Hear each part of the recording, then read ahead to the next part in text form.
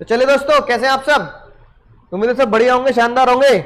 आज का शानदार टॉपिक है सट्टा। आज सट्टा लगाएंगे, सट्टा लगेगा इंडिया पाकिस्तान के मैच पे, है ना।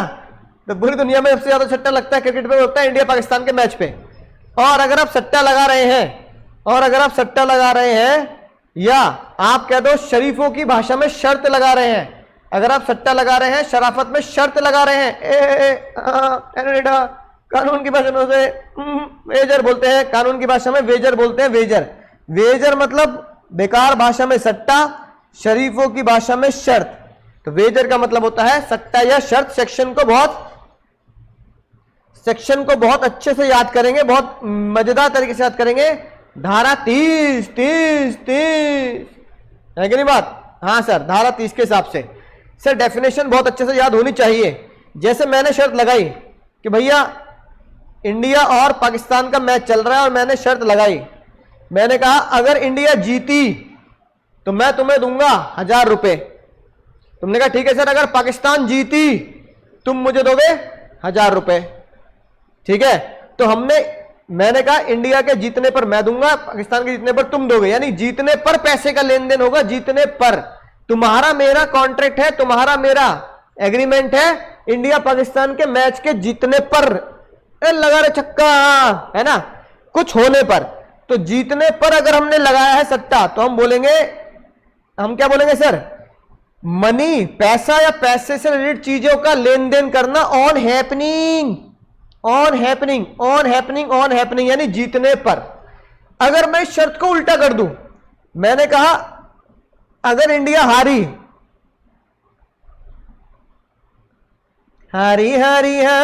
मैं तो दिल से हारी, अगर इंडिया हारी तो भैया, अगर इंडिया हार गई तो मैं तुम्हें पैसा दूंगा, आई विल पे, है ना।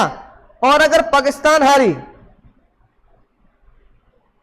हारी, ठीक है ना, तो भैया तुम मुझे पैसा दोगे, यू विल पे, ठीक है। इंडिया हारी, है ना, राइट, तो मैं पैसा दूंगा हारने पर। ये ऐसे कह दो। इंडिया नहीं जीती, चलो ऐसे लिखते हैं तो और बढ़िया लगेगा। इंडिया नहीं जीती, अगर इंडिया नहीं जीती, या ऐसे कह दो पाकिस्तान हारने को, पाकिस्तान नहीं जीता। अगर इंडिया नहीं जीती यानी इंडिया हार गई, मतलब इंडिया नहीं जीती। अगर नहीं जीती इंडिया तो मैं तुम्हें पैसे दूंगा भैया। इंडिया हार गई यानी इंडिया नहीं जीती तो मैं तुम्हें पैसे दूंगा। अगर पाकिस्तान नहीं जीता, पाकिस्तान नहीं जीता, ठीक है ना, राइट, तो तुम मुझे पैसे दोगे। यानी इस बार हमने जीतने पर सट्टा नहीं लगाया, वेजर नहीं लगाया, हमने नहीं जीतने पर लगाया, ना होने पर, यानी कंटीजेंट, यानी कि वेजरिंग एग्रीमेंट में मनी और money worth payable on non happening. Munna किस पे सर? नॉन हैपनिंग पे सट्टा लगाया, नॉन हैपनिंग पर। हैपनिंग पे कैसे हुआ? हैपनिंग पे हुआ अगर इंडिया जीती तो मैं पैसे दूंगा। नॉन हैपनिंग पे क्या हुआ? अगर इंडिया नहीं जीती तो मैं पैसे दूंगा। तो आप सट्टा खेल रहे हो, चाहे तुम पॉजिटिव सेंस में सट्टा लगा लो जीतने पर, या नेगेटिव सेंस में सट्टा लगा लो नहीं जीतने पर, दोनों ही केस में आप हैपनिंग और नॉन हैपनिंग इवेंट पर मनी और मनी वर्थ कर रहे हैं। और जीतना हारना अनसर्टेन है, किसी को नहीं पता कल कौन जीतेगा, किसी को नहीं पता। तो ये होता है वेजरिंग एग्रीमेंट, यानी कि वेजर का मतलब होता है शरत, है ना, बिल्कुल आमिर खान की तरह लगान फिल्म में, शरत मंजूर है कि नहीं बात, राइट। तो देखो सिंपल गोलमाल ने कहा मैं 10,000 रुपए दूंगा अगर बर्फ पड़ी, ठीक है ना, सच एग्रीमेंट इज वेजरिंग, ठीक है ना, पैसे की लेन देन है बर्फ के पड़ने पर। तो ये क्या है सर? ये शर्त का रूप हुआ। सर पूरी दुनिया जानती है कि हमारे देश में, हमारे देश में सट्टा खेलना, शर्त लगाना 100% वॉइड है भैया, 100% वॉइड है, 100% वॉइड है। सर इसका मतलब क्या बातें निकल के आई? 5 बातें पूरी होनी चाहिए। कितनी बातें? 5 5 5 5 बातें पूरी होनी चाहिए सर। अगर शर्त है, सट्टा है, तो 5 बातें प्लस में है, 5 बातें प्लस में है। पहली बात तो ये सर, पैसा और पैसे से वर्थ चीजें होनी चाहिए। जैसे तुमने सट्टे पे अपना मोबाइल लगा दिया, मोबाइल लगाना है ना, क्या होगा? सट्टा होगा। क्यों? क्योंकि मनी वर्थ है। जो मनी और मनी वर्थ लगाया है आपने, वो इवेंट होना चाहिए depend upon uncertain event. Event कैसा होना चाहिए रे पुष्पा? अनसर्टेन, यानी कि आउट ऑफ योर कंट्रोल, आपके कंट्रोल से बाहर है।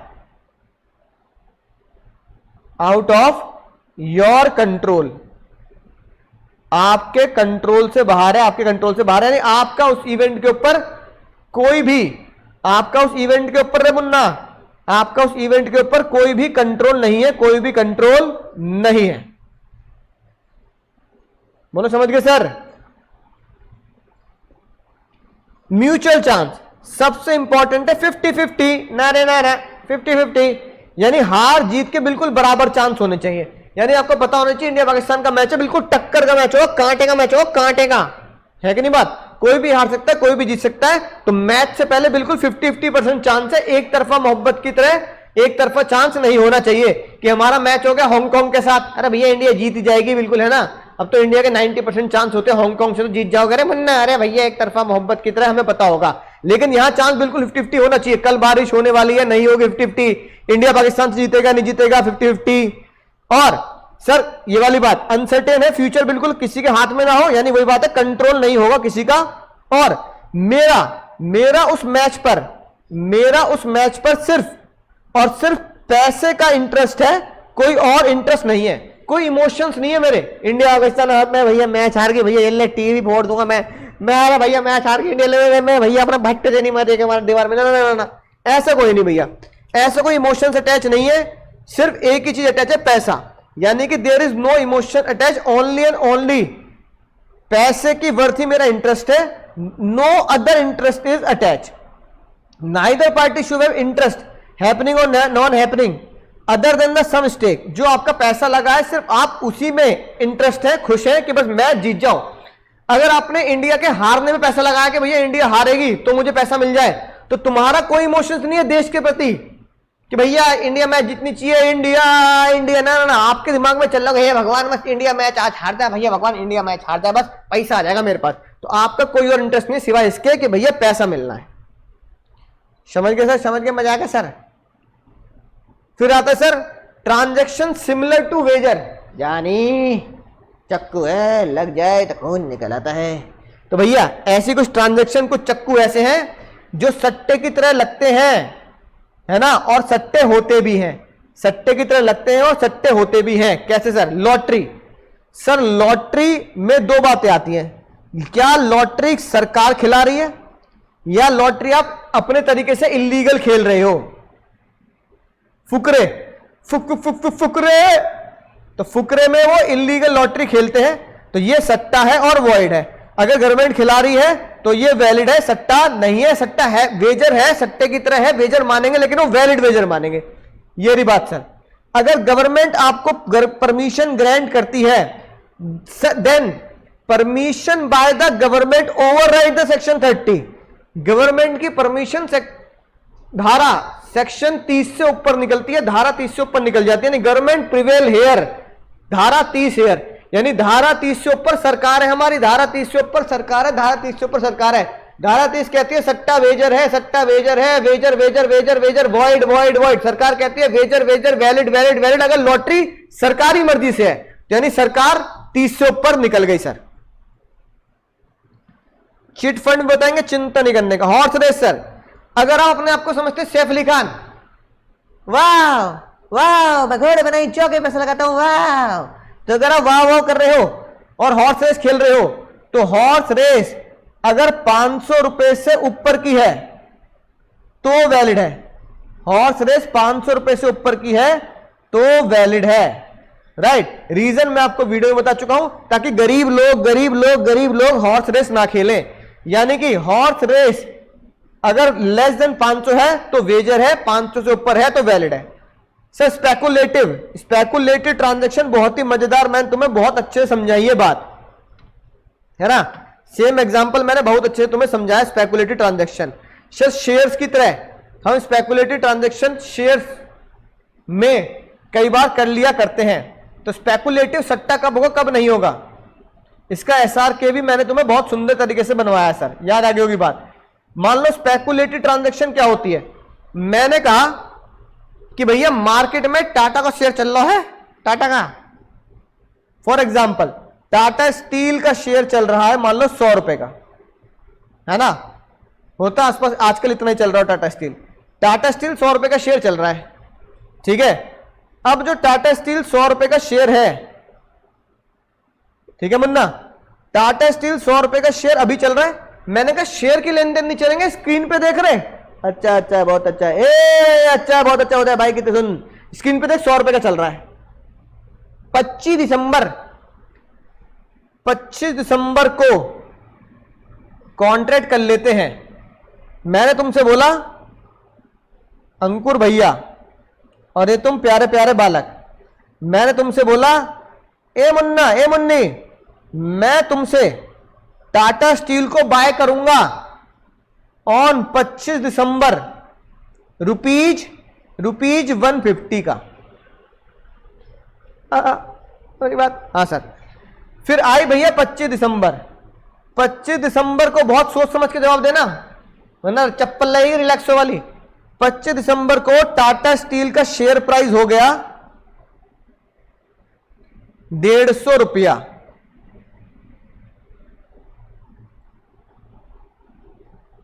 है कि नहीं बात, सॉरी 150 नहीं, टाटा स्टील का शेयर प्राइस हो गया 200 रुपया,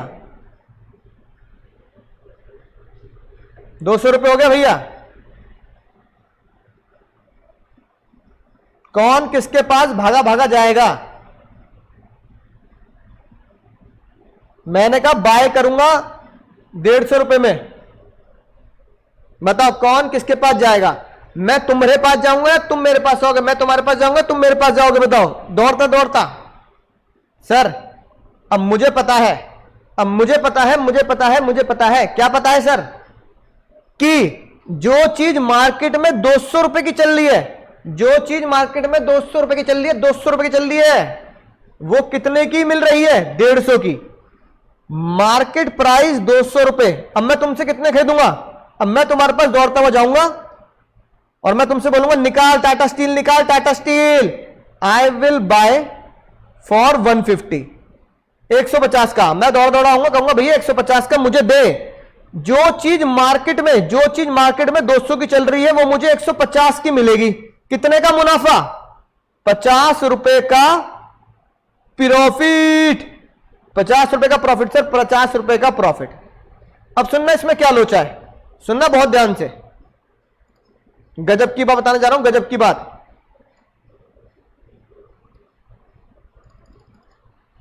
अब मैं तुमसे कह रहा हूं या तुम मुझसे कह रहे हो सर आपको 50 का प्रॉफिट हुआ ना, अब आपने क्या किया, आपने बोला सर 50 रुपए लो, 50 रुपए ले लो, 50 रुपए ले लो, खेल खत्म करो, 50 रुपए ले लो, खेल खत्म करो, नो डिलीवरी ऑफ शेयर,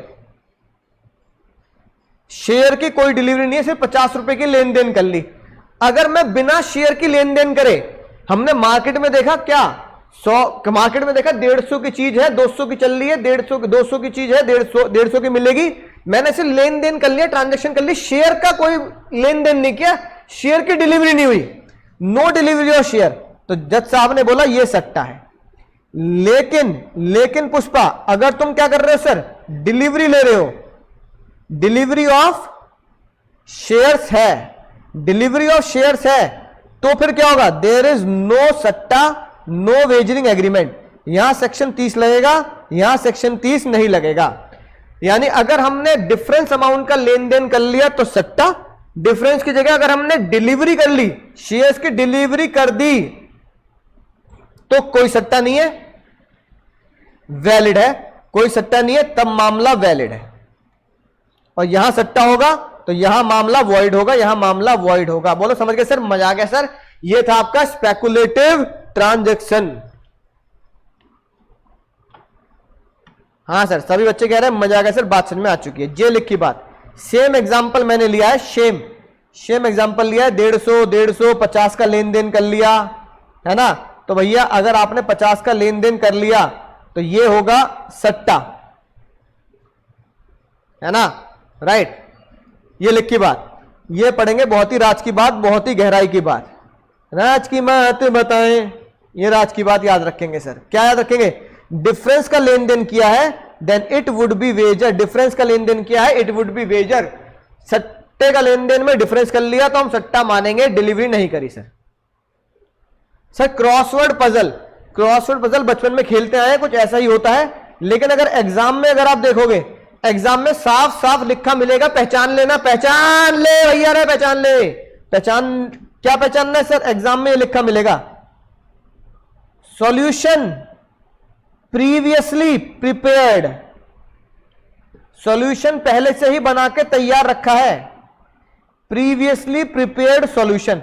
जब किसी चीज का सॉल्यूशन आपके पास पहले से ही पता है कि भैया ये सॉल्यूशन है, जो लेके आएगा उसकी पर्ची निकल जाएगी, उसका इनाम हो जाएगा। तो लॉटरी की तरह ही तो हो गए। लॉटरी में भी मुझे पता है कि भैया इसकी पर्ची निकलेगी तो भैया ये नंबर निकलेगा, जिसका भी नंबर वो मैच कर जाएगा, सट्टा लॉटरी। ऐसी सॉल्यूशन प्रिपेयर्ड पहले से ही है, जो भी सॉल्यूशन से मैच करवा देगा सट्टा और क्रॉसवर्ड पजल सट्टा माना जाएगा। तो ये बात आप याद रखेंगे एग्जाम में, सॉल्यूशन प्रीवियसली प्रिपेयर। अगर ये शब्द लिख के हैं तो भैया क्रॉसवर्ड पजल सॉल्यूशन होगा। समझ गए सर? याद आ गई बात सर। और सर अगली मजेदार बात, कुछ बातें ऐसी होती हैं जो दिखती सट्टे की तरह है पर सट्टा नहीं मानी जाती। जो दिखती सट्टे की तरह सट्टा नहीं मानी जाती। ये वीडियो याद आ गई होगी, दंगल दंगल दंगल दंगल। हाँ सर, अगर आप एथलेटिक कंपटीशन लड़ रहे हैं या आप स्किल का कोई गेम खेल रहे हैं तो स्किल गेम और एथलेटिक गेम सट्टा नहीं माना जाता। ड्रीम 11 भी स्किल गेम को स्किल मानकर, है ना, ड्रीम 11 भी स्किल मानकर ही खिलाया जाता है लोगों को, है ना। इनडायरेक्ट तरीका हो गया सट्टा खिलाने का, पर हम कहते हैं ए दिमाग से खेलने का। धोनी भी कहता है दिमाग से खेलने का, दिमाग से खेलने का। इसका मतलब इसमें स्किल इन्वॉल्व है, इसलिए वो सट्टा नहीं है। कई बच्चे पूछते हैं ड्रीम 11 सट्टा क्यों नहीं है? क्योंकि ड्रीम 11 स्किल इन्वॉल्व करता है कि नहीं बात? तो सुल्तान दंगल यही कहते हैं, आपकी स्किल जहां पे इन्वॉल्व हो गई तो वो सट्टा नहीं होगा। कुछ बालक कह रहे हैं चिट फंड नहीं, क्रॉसवर्ड पजल में तो लॉग मानता है कि सॉल्यूशन पहले से प्रिपेयर है, जिसका लक लग गया, मैच कर गया वो, है ना। चिट फंड तो भैया मैं पिक्चर देखते हैं लक्ष्मी चिट फंड बिपाशा बसु वाली।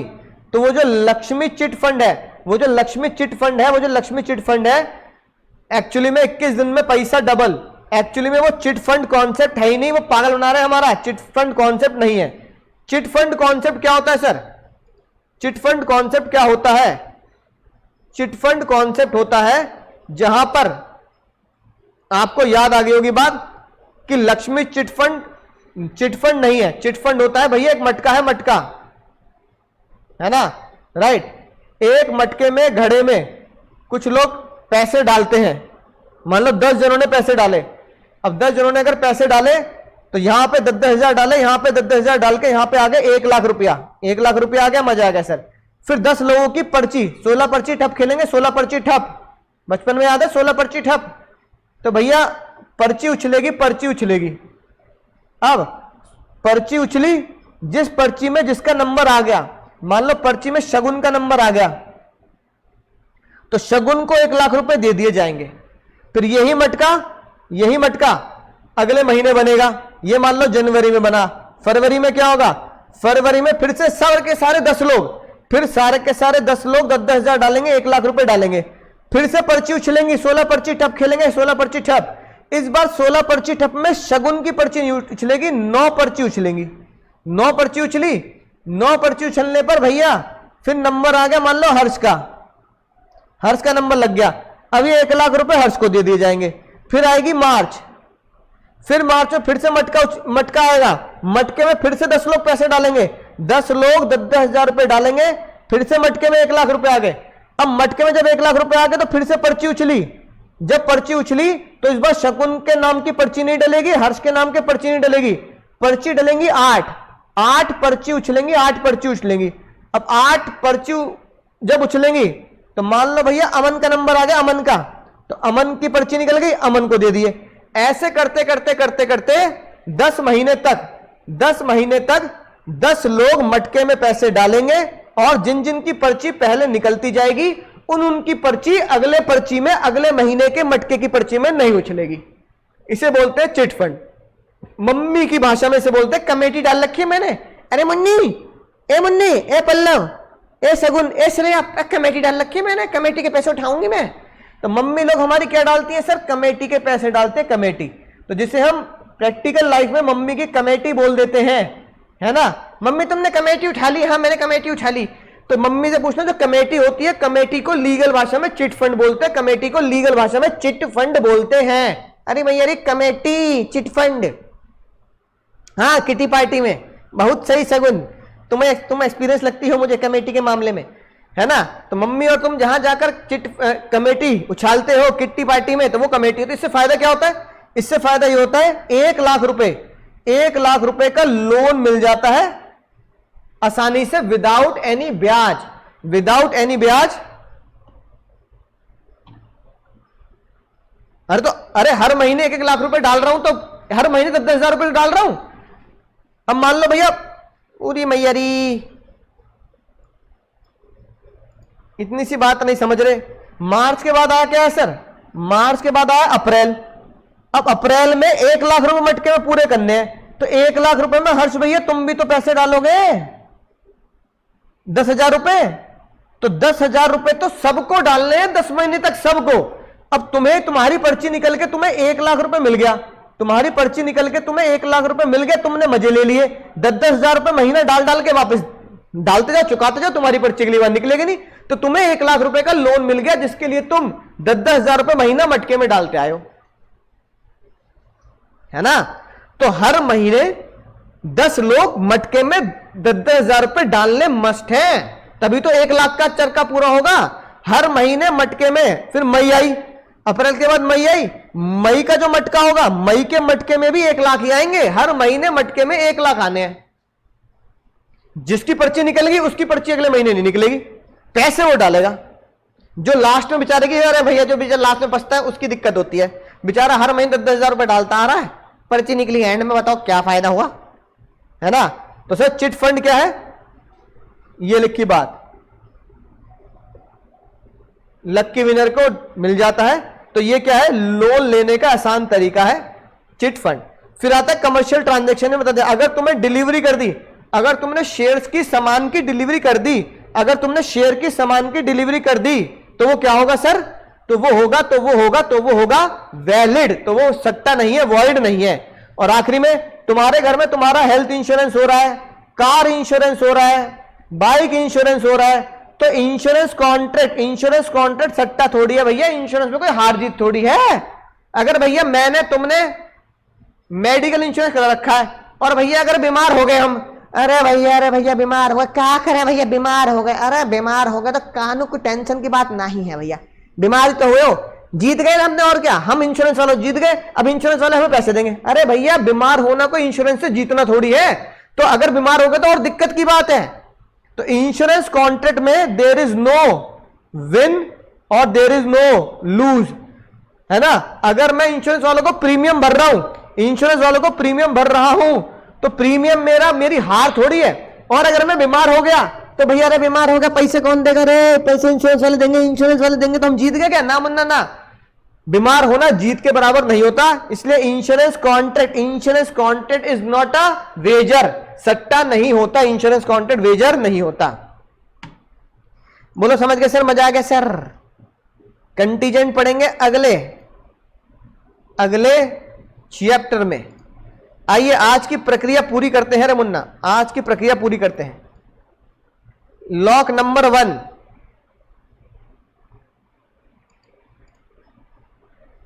सब समझाया मैंने, सारी चीज समझाई है, कुछ छूटा नहीं है भाई, कसम मां भवानी की कुछ छूटा नहीं है।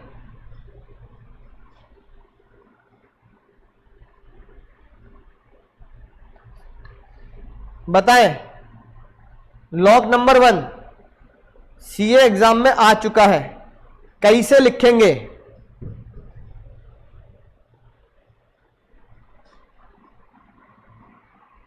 बैंक के लिए लोन अप्लाई किया, stringency in money market, money market में बहुत ज्यादा दिक्कत चल रही है रे मुन्ना, बहुत ज्यादा स्ट्रिंजेंसी यानी कि बहुत ज्यादा टाइट मनी मार्केट चल रहा है। हमने क्या किया? दिक्कत के सामने हमने मजबूरी का फायदा उठाया, high rate of interest charge किया। सीधा सीधा पूछ रहा है क्या अनड्यू इन्फ्लुएंस है या नहीं है?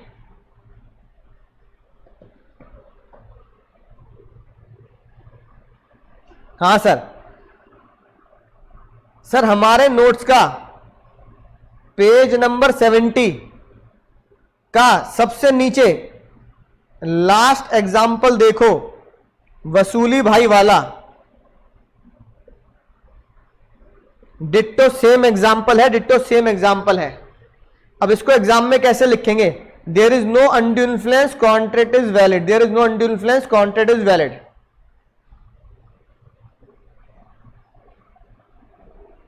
हाँ, नो अनकॉन्शनेबल ट्रांजैक्शन।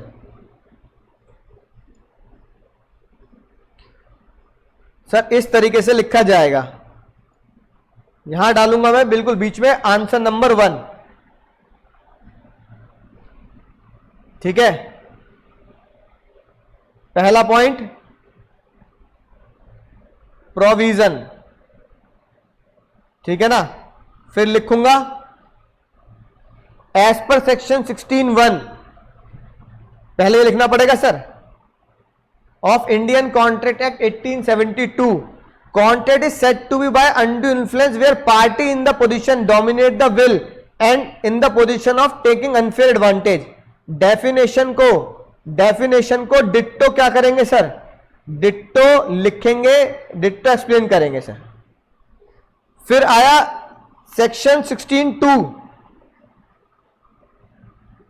16(1), 16(2). 16(2) बताता है रिलेशनशिप, रिश्तेदारी। रिलेशनशिप में फिड्यूशियरी रिलेशन, कॉन्ट्रेक्चुअल रिलेशन, ये सब लिखने की बजाय सीधा आप मुद्दे पे आ जाओ कि 16(2) के हिसाब से विल डोमिनेट कही जाती है अगर अनकॉन्शनेबल बार्गेन होता है, that is unfair money lending transaction.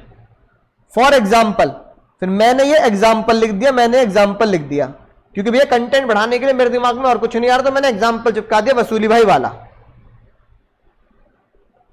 ठीक है ना, राइट।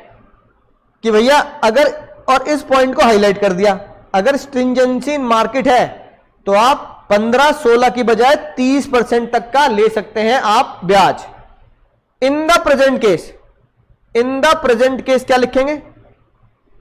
बैंक ने क्या किया? हाई रेट इंटरेस्ट चार्ज किया because of stringency in market. तो हम ये बोल सकते हैं bank does not dominate the will and take the unfair advantage. Bank ने कोई अनफेयर एडवांटेज नहीं लिया। आंसर क्या होगा? मेरा कंक्लूजन ये होगा, bank not caused by undue influence, transaction is not caused by undue influence. इस तरीके से तुम्हें एग्जाम में मामला लिख के आना है,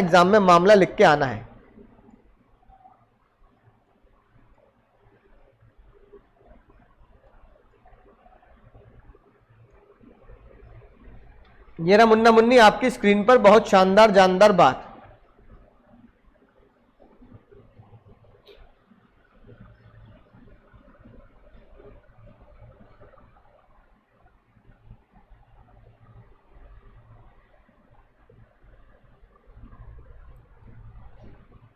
ठीक है ना सर, समझ गए? 16(1), 16(2) एनालिसिस, यानी कि ये मेरा स्टेप नंबर 1 हो गया।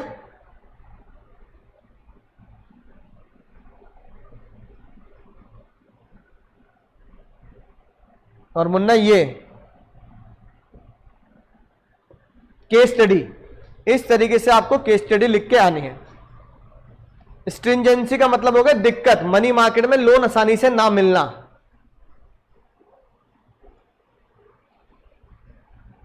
पिक्चर कहीं से भेज देना भैया, कहीं से भेज दें, है ना। राइट, आप अपने मोबाइल से खींच लेना पिक्चर। होमवर्क क्या करना है सर, इसी चैप्टर का 35 होमवर्क बिल्कुल ऐसे डिट्टो लिख के देखना है, बिल्कुल ऐसी जैसे प्रेजेंटेशन बताई ऐसी लिख के देखना है। 35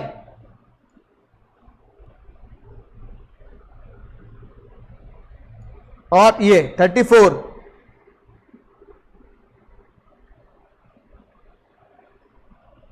ठीक है, अरे लैपटॉप में देख रहे हो तो लैपटॉप में अपने मोबाइल से लैपटॉप की फोटो ले लो ना। तो ये भैया एक बच्चे ने भेजी हुई थी लेक्चर में, तो आपको 33 और 35 है ना इसी तरीके से लिख के आने, सेम चैप्टर से, सेम चैप्टर से। ठीक है, तो ये सेम एग्जांपल है, क्रैक्ड हुफ वाला यानी घोड़े वाला। ठीक है, तो सेक्शन 17 आ गया, तो बिल्कुल डिट्टो सेक्शन 17 सेम दिखाना है, ऐसे नहीं लिखना जैसे यहां लिखा है, अपने को खुद प्रैक्टिस करनी है। और इसमें भैया मिसप्रेजेंटेशन और मिसप्रेजेंटेशन के ऊपर है, यानी कि 17 का ऊपर क्वेश्चन हो गया, मिसप्रेजेंटेशन पे हो गया, अनडू इन्फ्लुएंस का मैंने तुम्हें करा ही दिया। बोलो समझ गए सर, समझ गए सर, समझ गए सर, मजा आ गया सर। तुम्हें तो बात समझ में आ चुकी होगी, इस तरीके से हमें एग्जाम में क्वेश्चन करने हैं।